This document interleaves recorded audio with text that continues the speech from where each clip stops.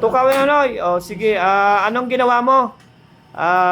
Control ng dalawang motor alternating Every 10 seconds. every 10 seconds. Ito yung ladder program mo, ano? Naka-asir yan. Okay, but still meron ka namang control doon. Sige nga, ayun yung PLC mo, ano? Sige, stop mo muna. Okay, so dapat huminto yung dalawang motor.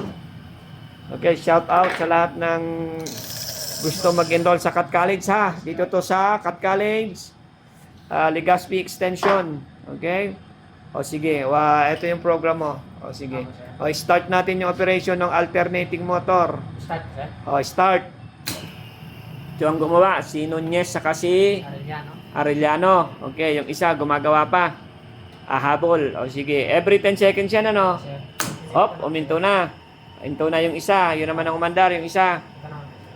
Okay, so ito yung ating mga magnetic contactor. Yung motor, with 6 leads yan, ginawa mong ano, no?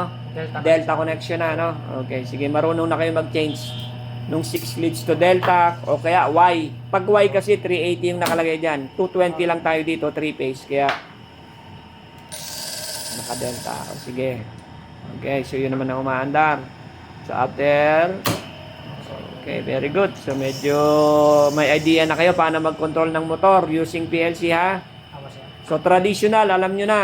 Ngayon, PLC, marunong na rin kayo. Very good.